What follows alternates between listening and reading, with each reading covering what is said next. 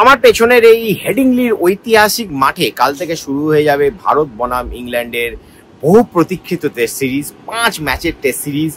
আর এই সিরিজের মধ্য দিয়েই ভারতীয় টেস্ট ক্রিকেটের একটা নতুন অধ্যায়েরও সূচনা হচ্ছে। মানে শুভমান গিলকে, ইয়াং ক্যাপ্টেনকে এত বড় রেসপন্সিবিলিটি টেস্ট ক্যাপ্টেন্সি দেওয়া হয়েছে এবং গোয়িং ফরওয়ার্ড শুভমান গিল এবং ঋষভ পান্তের জুটি, গৌতম গম্ভীর হেড কোচের সাথে ভারতীয় টেস্ট ক্রিকেটের কি গেম প্ল্যান রচনা করে সেদিকে কিন্তু আমাদের নজর থাকবে।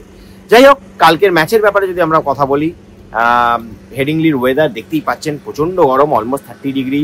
আর উইকেটটাও আমরা দেখলাম, উইকেটে কালকে আমরা যতটা ঘাস দেখেছিলাম আজকে কিন্তু অতটা ঘাস নেই, উইকেটটা লুকিং ব্রাউনিশ এবং ওয়েদার কিন্তু কন্টিনিউ এরকম থাকবে পুরো সিরিজটাই। ওয়েদার কিন্তু সিরিজেই পুরো ওয়েদার কিন্তু এরকম থাকবে এবং সেক্ষেত্রে ভারতীয় দলের আমার মনে হয় যে it's a bit of advantage, কেননা ক্লাউডি ওয়েদার না হলে কিন্তু বল অতটা মুভ করবে না। আর সেক্ষেত্রে ভারতীয় ব্যাটাররা, ভারতীয় ব্যাটিং লাইন আপ যেটা একটু ইনএক্সপিরিয়েন্স, বিকজ রোহিত শর্মা নেই, বিরাট কোহলি নেই, সেই একটু ইনএক্সপিরিয়েন্স ব্যাটাররাও কিন্তু আমার মনে হয় এখানে রান করার সুযোগ পাবে। যাই হোক, টিম কম্বিনেশনের ব্যাপারে কথা বলি। টিম কম্বিনেশন আমার মনে হচ্ছে কালকে সাই সুদর্শনের ডেবিউ হবে এবং কেন হবে সেই নিয়ে আমরা রেস স্পোর্টস ক্রিকেট একটা ডিটেল স্টোরি করেছি, আপনারা সেটা দেখতে পারেন। সাই সুদর্শন কি ডেবিউ হবে এবং নাম্বার 3-এ তিনি খেলবেন। করুণ নায়ার নাম্বার 6-এ খেলবেন। করুণ নায়ার একটা ইঞ্জুরি কনসার্নের রিপোর্ট আমরা মিডিয়াতে দেখছিলাম, কিন্তু he is absolutely fine, I can assure you that. আজকে উনি অনেকক্ষণ উইকেটে থেকেছেন, উনি অনেকক্ষণ এখানে প্র্যাকটিস করেছেন। তো Karun Nair is absolutely fine, he also play. 3 জন ফাস্ট বোলারের যদি কথা বলি, বুমরা, সিরাজ আর প্রসিদ্ধ কৃষ্ণা, তার সাথে শার্দুল, চারটে ফাস্ট বোলার। মানে Shardul is a bowling allrounder, তার একমাত্র স্পিনার যেটা হতে চলেছেন জাডেজা।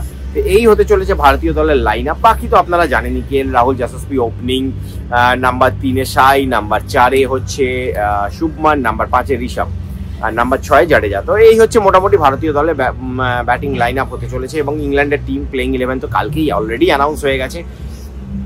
এই ম্যাচের দিকে কিন্তু দেখুন, এই সিরিজটা আমরা আজকে বেন স্টোক এবং শুভমান গিলের প্রেস কনফারেন্স থেকেও যেটা বুঝলাম, শুভমান গিল খুব একটা ভালো কথা বলেছেন। তিনি প্রেস কনফারেন্সে বললেন এই টিমটা ইয়াং, অ্যান্ড যেটা একটা কিন্তু অ্যাডভান্টেজ হোক, কারণ আমরা কোনো পাস্ট কোনো ব্যাগেজ এই সিরিজে ক্যারি করছি না।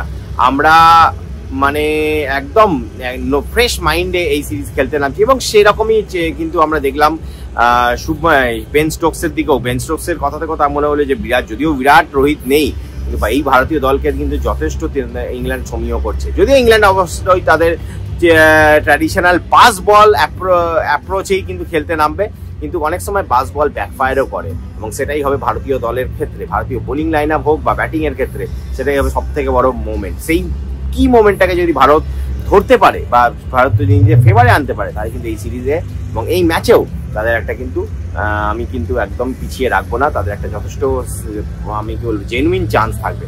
দেখতে থাকুন আমাদের কভারেজ এবং এই সিরিজের সমস্ত কভারেজ আপনাদেরকে আপনারা রেস স্পোর্টস এবং রেস স্পোর্টস ক্রিকেটের প্ল্যাটফর্মে আপনারা দেখতে পাবেন।